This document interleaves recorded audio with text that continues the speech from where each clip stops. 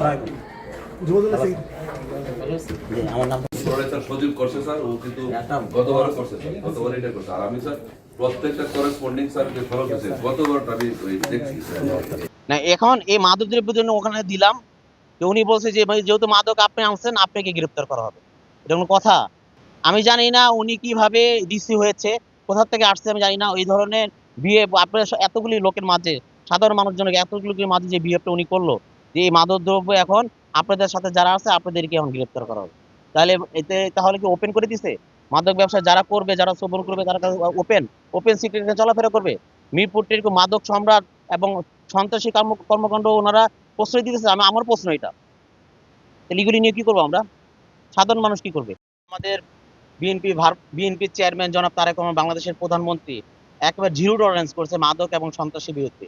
আমি এই আমাদের মিরপুর এলাকায় মাজার এখানে নিত্য নতুন একেবারে প্রতিদিনই মাদক দ্রব্য বেচা কেনা হচ্ছে, এবং এটা প্রশাসনও জানে, ডিসি অফিসও জানে, এখন সবাই জানে, আইন শৃঙ্খলা রক্ষাকারী সবাই জানে। এর আগে যখন আমি একবার গিয়েছিলাম তখন থানাকে অবগত করে গিয়েছিলাম। থানার পরে আমি ধরার পর, অনেক মাদক ধরার পর পুলিশ একেবারে লাস্টে এসেছে। আজকে যাওয়ার সময় আমি, এর আগেও প্রশাসনকে বলা হয়েছিল যে উনি আমাকে রিকোয়েস্ট করছে, ভাই বৃহস্পতিবার আপনি একটু সময় দেন, একটু মাজারে যাব। তা আমি স্থানীয় শাহালি থানার ওসিকে আমি জানিয়েছিলাম যে 7টা বাজে আমি যাব।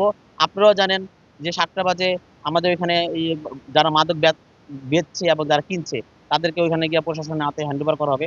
প্রশাসনকে জানিয়ে কিন্তু গিয়েছিলাম। যাওয়ার পর দেখা যায় যে হাজার হাজার মাদক ব্যবসায়ী এবং মাদক যারা সেবন করে তারা, কোনো প্রশাসন নাই। আমি প্রায় 3 কেজি, প্রায় 4 কেজির মতো, হ্যাঁ আপনারা দেখেছেন যে এখানে গাঁজা সহ অনেক সরঞ্জাম সহ আমি এখানে আপনাদের সামনে দেখিয়েছি, এবং এখানে অনেক টাকাও আছে। তো এগুলি যখন প্রশাসন এখানে আসে নাই, তো এইগুলি এই জিনিসগুলো আমি কাকে হ্যান্ড ওভার করবো? এগুলি তো ফেলে ফেলে রাখা জিনিস না। তা আমি এগুলি নিয়ে আমি ওসিকে ফোন দিচ্ছি, ওসি ধরে নাই। আমি যেহেতু ওসির আন্ডারে 8টা থানা আন্ডারে ডিসি অফিস আছেন, ডিসি অফিসে আসছি। ডিসি অফিসে মোস্তাক সাহেব কি ব্যবহারটা করেছে আপনারা দেখেছেন, যে এই মাদক কেন আমি ধরলাম। ওনারা যাবে না, সাধারণ মানুষদেরকে হয়রানি করবে, রাস্তার পাশ দিয়ে মানুষ যাবে তাদেরকে বলবে যে আপনারা খাবেন কিনা, জোর করে বেচার জন্য চেষ্টা করবে। এই ধরনের পদক্ষেপ কিন্তু ওনারা আগের থেকে জানে, আজকে নতুন না। আপনারা কালকে যান, 2 দিন পরে যান, দেখবেন যে একই একই সিস্টেম চলবে। এগুলি যদি প্রশাসন না দেখে তাহলে দেখবে কে? আমি মাদক, এত পরিমাণ মাদক এসে আমি এখানে ডিসি অফিসকে, যেহেতু প্রশাসন স্থানীয় থানা শাহালি থানা যায় নাই, আমি মোস্তাক সাহেবকে, ডিসি মোস্তাক সাহেবকে এনে দিলাম যে এইগুলি আপনি আপনি রাখেন, এবং প্রশাসন এই যে শাহালি থানার যারা এই ধরনের কর্মকাণ্ড করেছে তাদের ব্যাপারে ব্যবস্থা নেন। উনি কিভাবে ক্ষিপ্ত হয়ে গেল যে এখানে এখানে এখানে আনছেন কেন? এখন মাদক দ্রব্য যেহেতু আপনারা আনছেন, আপনাদের ব্যাপারে মামলা দেওয়া হবে।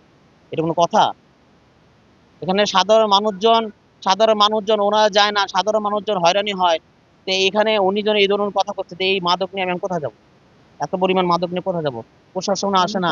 তারপর উনি ওনার দায়িত্ব, আমি মনে করি উনি যে দায়িত্বে আছেন, দায়িত্ব পুরোপুরি তিনি অবহেলা করেছেন। আর এই ধরনের বিহেভ উনি আমাদের সাথে করেছেন, যে এই মাদক উনি রাখতে পারবেন না। এই মাদক নিয়ে আমি কোথায় যাবো? মাদক এখন করা